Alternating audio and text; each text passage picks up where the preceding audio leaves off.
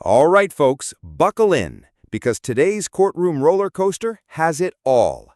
A second-degree felony, a defendant with a history of bizarre behavior, and a judge trying to decide whether this young man needs prison time or a serious rehab intervention.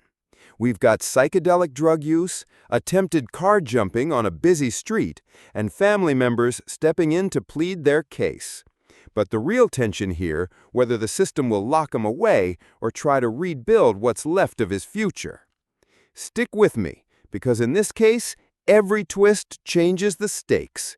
And you'll be asking yourself by the end, was justice served, or was it just delayed? Second-degree felony. Range of punishment is anywhere from 2 to 20 years in prison and up to a $10,000 fine. Did you understand? Yes. According to the plea, punishment is to be assessed at 6 years in the prison. There are no applications, and the state will take in consideration 2024 CR 2944. All right, after reviewing state's exhibits 1 and attachments, court will find there is sufficient evidence to find you guilty, and the court will find you guilty. Are you proceeding with sentencing?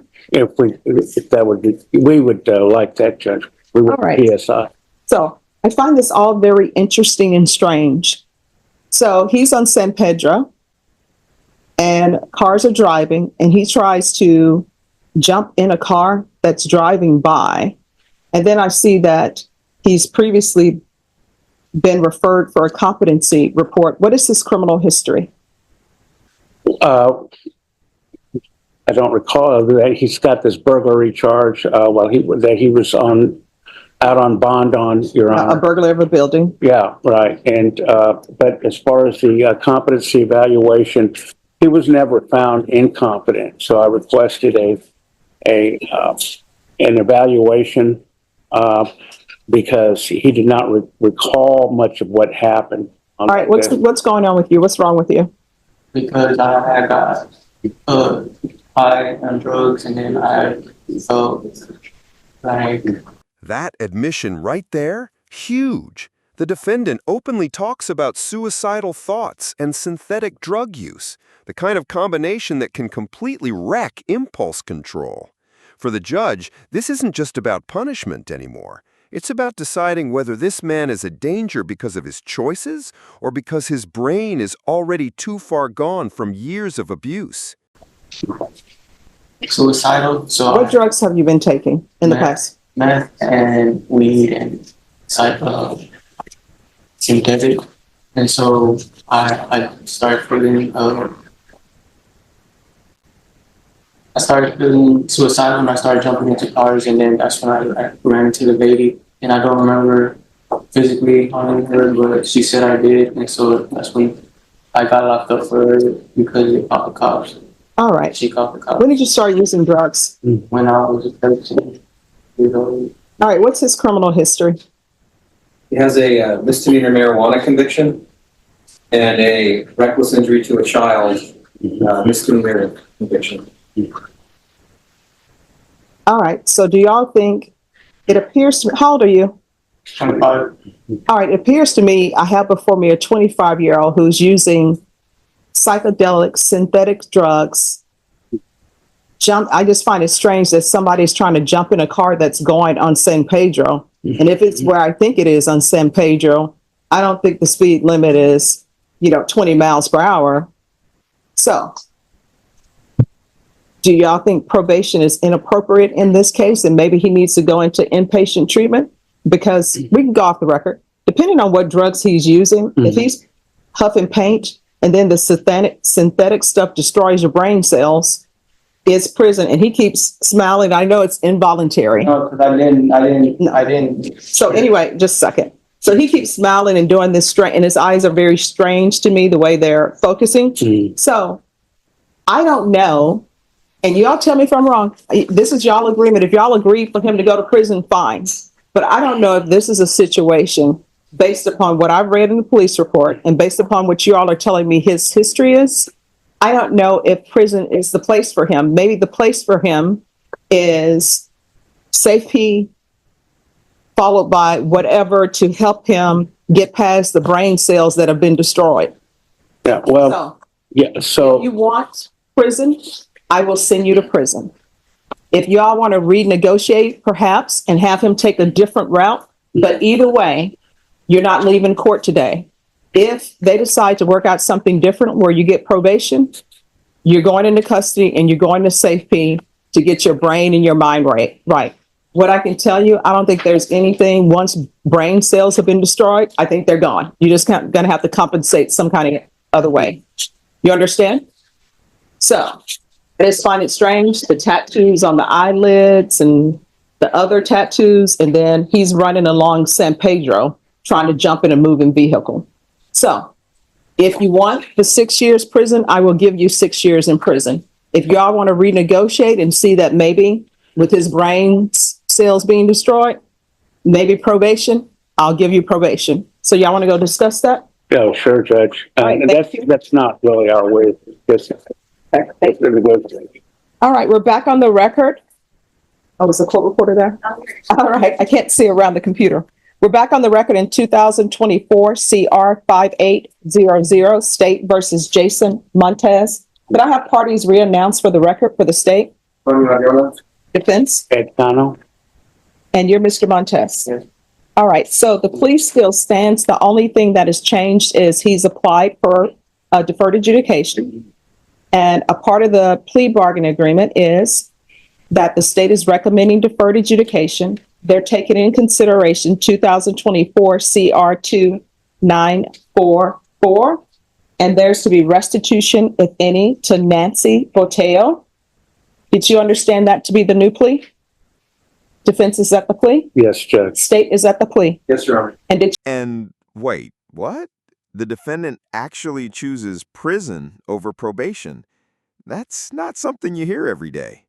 This could be pride, fear of failing probation, or simply a lack of understanding about what's at stake.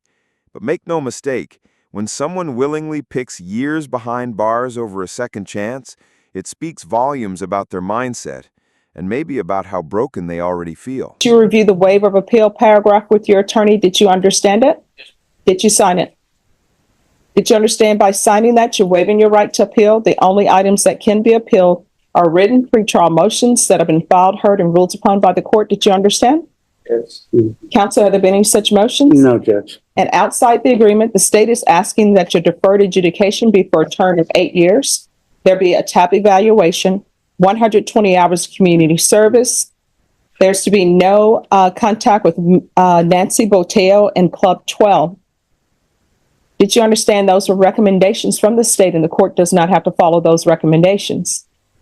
And did you understand if I were to grant your application for deferred adjudication, if for any reason your deferred adjudication were revoked, I could find you guilty, sentence you up to 20 years in prison and up to a $10,000 fine?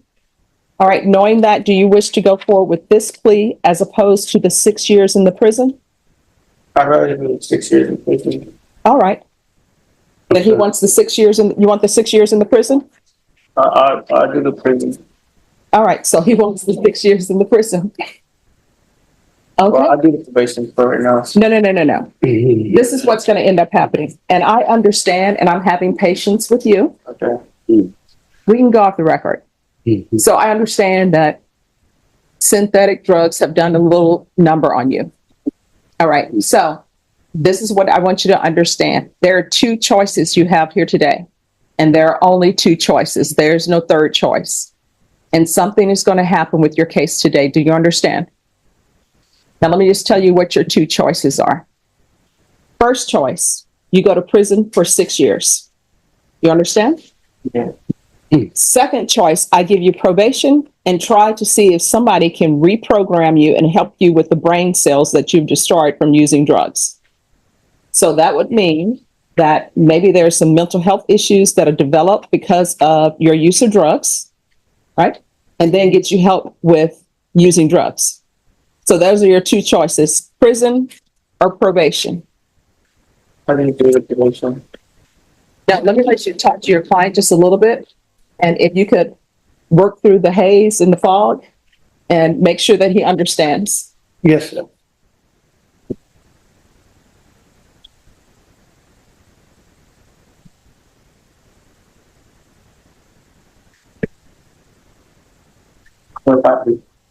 Probation. All right. And that tattoo on the side of your head, does it say no cap? All right. Is that like no cap? Like I'm not accepting a cap of anything, or is that you don't wear a cap? Set cap of it. Okay. So it's a good thing your agreement wasn't a cap to anything because he's not accepting that. All right. We're going to go back on the record. So this is what the court will do. Do you want the deferred adjudication or do you want prison? Take the probation. All right. So this is what the court will find, that the defendant has knowingly and voluntarily waived his right to jury trial. I'm going to sentence him to 8 years deferred adjudication. Taking consideration 2024 CR 2944. There's to be no contact and restitution, if any, to Nancy Boteo. Do you have any children? How old are you? 25. All right. Do you have any family support? Mom in your life? Anybody in your life? They're present, Judge, his mom and dad. Hi. He needs. This is where the puzzle pieces really start fitting together. The parents describe years of drug abuse, wandering off for days and talking to himself. These aren't just bad habits. They're signs of deep, untreated mental illness. And now the judge's dilemma becomes even sharper. Sending someone like this to prison could just make everything worse. It's a lot of help, okay? So what he's going to end up going to get evaluations at the jail. So once those evaluations are finished, is he welcome to stay with you all or no? All right, if you two could come up, please. Mr. Montes, stand over here. You're back against it. All right, I'm not going to put you under oath. I don't think it's necessary. I'm just trying to get some information. All right, so has he ever had any type of mental health issues or anything else going on in his life? Yes, ma'am. Yes. All right, what issues? A lot of drug use. A lot of, he talks to himself a lot from a very young age. He'll wander off for 3 or 4 days at a time. And a lot of drugs at a young age again. So let me ask you this. At your home, are there any people there who are underage? no, All right, so if he were allowed to stay with you, who would all be in the home? just me. That's Just good. the parents. That's Okay, and what is your name Jason Montes. and your name? Rose Roman? Rose? Rose Roman or Roman? Okay. Yes. All right, so this is what I want to let you know what's going on here. I think there's some issues going on here, so instead of sending him to prison, we're going to try to get him some help. Now, it's going to take a while because evaluations take a while. So I'm going to grant his application for deferred. He's going to go back to the jail. At the jail, they're going to interview him to see if he has any mental health issues. They're going to interview him to see if he has any drug issues. They're also going to interview him to try to determine maybe if the drug use, the synthetics, or whatever else he's doing has messed with brain chemistry and brain cells. So it's going to take a while. Probation is here, and probation will take your numbers and everything so that you'll know what's going on at the jail. He's an adult, so you won't get a lot of information, but probation will come out to visit you at your home to make sure everything is going okay with him at your home. Okay? Yes. All right. Do you have any questions? I don't know. I have a question. The judge makes the call. Deferred adjudication with strict conditions. This means no prison, for now. But here's the catch. Probation will be intense. Field visits, mental health evaluations, drug testing, and even restrictions on where he can live or work. One slip-up, and that 20-year prison sentence is right back on the table. Sure. When he was released to us, is there anything I could help him with, like report and things like that? Yeah, you can. If you'll just make sure that probation has your information, and probation is going to give you the probation number. And with that number, if you have his name, his SID number or case number, you can call if there's an issue. In this court, I want people to be successful in probation. So if there's an issue where you see he's starting to fall off track, it's best to get in contact with his probation officer immediately so we can try to get him back on track. Otherwise, he's looking at 20 years in prison. I would actually also add that, all they can help him with mental issues, like you stated, because I've seen him numerous times have a full-blown conversation with himself. Okay. And answering himself and crying and laughing, and I'm like, I don't know what to do. I tried my best getting him all types of help. So, All right, we're going to see what we're going to do. And I'm going to set up some things for him, like the Center for Healthcare Services and all of that. Okay. thank you, Judge. All right, you're welcome. And Ms. Abrams, can you raise your hand? That's probation. She's the one who's going to end up going over conditions with him. And she'll give you the number to probation so that you can call. But probation, once he's placed with you, probation is going to come out to your house because I required them to do field visits. Yes. So just know that they're going to be coming into your house to see how he's doing. This one. Yes. All right, thank you. Yes, thank you. You're welcome. All right, it's going to be 8 years deferred adjudication, taking consideration 2024 CR 2944. As previously stated, no contact and restitution, if any, to Nancy Forteo. He's to reside with, could y'all whisper in the box? He's to reside with Jason Montez and Rose Ramon upon release. We'll do a referral to felony drug court. That's to be in custody. TAP evaluation in custody.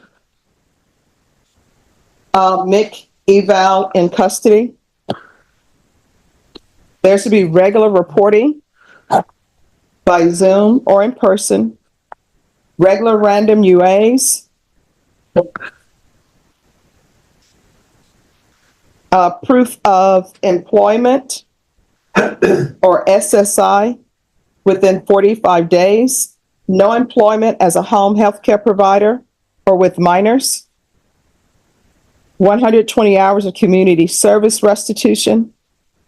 And probation, that'll be probated. I think the main thing we need to make sure is that he has the mental health and the drug issues under control.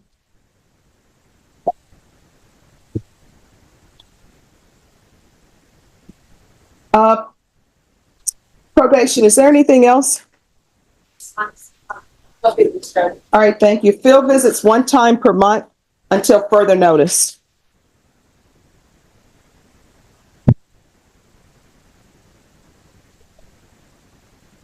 No contact with alcohol and Well, no, it's a no contact order with Nancy Boteo. Did you all want a no contact order with Club 12, or you all want him to do Club 12? Or is the burglary of the building related to the Club 12? That's the complainant. Right. Well, we'll do,